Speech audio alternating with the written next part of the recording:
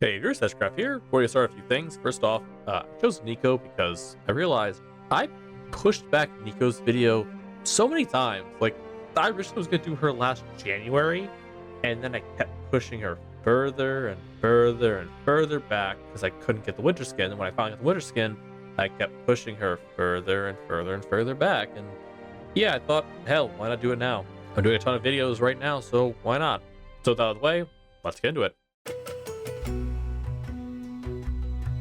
As always, a base skin gets a 5, but honestly, base Neeko is a decent model.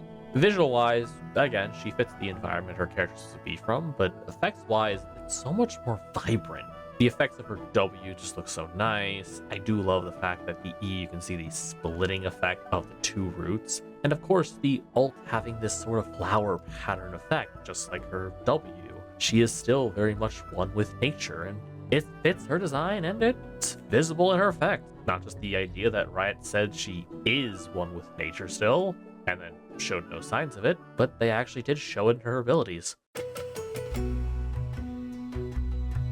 Similar to base Neeko, they really said she is winter related, and they really showed it in a lot more vibrant ways. Yes, they really overuse snowflake patterns in this, but honestly, it's not really a bad thing at all. Her clone looks so more vibrant and interesting, being this kind of icy pink look. The actual snowflakes in her W are nice, and I love the fact that the root is more of someone being held down by snowflakes. And when it comes to details, dear God, the amount of details in her ultimate, first being the icy pattern effect that you can see building up around her before she rises up in this frozen iced form and slams down in this blast of frost shattering on impact. It's a really nice detail, and honestly, I would say for a first skin, it's really much deserves a 7. And it's kind of funny that as a first skin, this is also one that was a holiday skin that got locked away.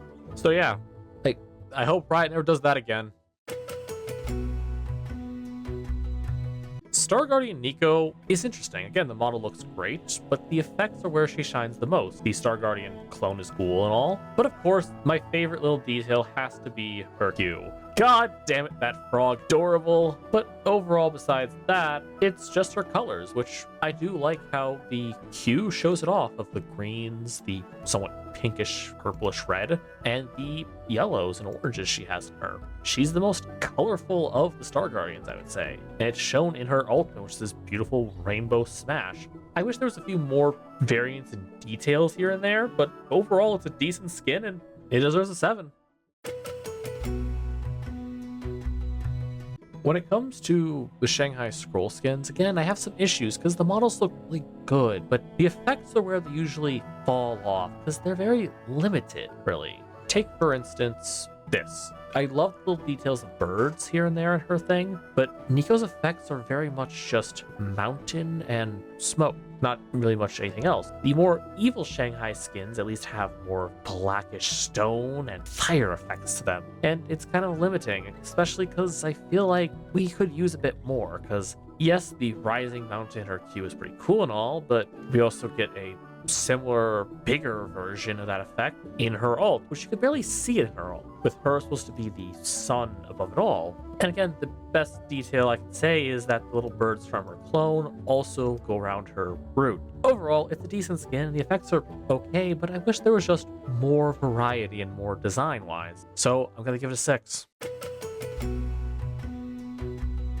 Speaking of variety, this skin really does have that. First off, she's a cat. She's basically the lizard cat in the skin, like the design and all that. Model looks nice, but the best part is the effects, like always. But this is more so because usually with these skins, Bewitching, it's usually here's a pumpkin, here's a pumpkin, here's a pumpkin. Maybe some bat, maybe some ghost here and there. Neeko really blends that all together really well. Her clone has bats following it. The pumpkin has the jumping effect in the Q. There's a ghost around her binding E. And her ult sort of has this big mixture of bats and ghosts pulsating outwards before she flies up into this sphere that gains bat wings, slamming down, having the ghoulish pumpkin grin on the ground. All in all, this is probably one of her really best skins, and yeah, I gotta give it an 8.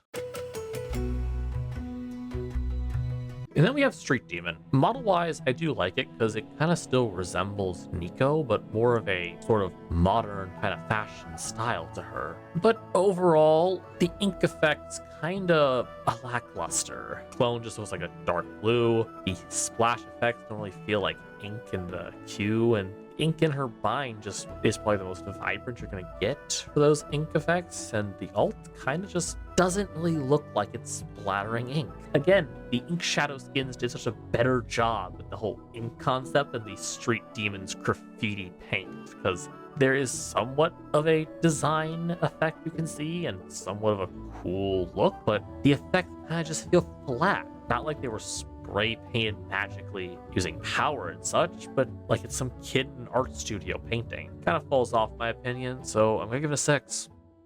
And there you have it. Hope you all enjoyed. If you did, leave a like down below, share if you will, comment if there's a champ you'd like to see, and I'll try to get to it. And until next time, peace.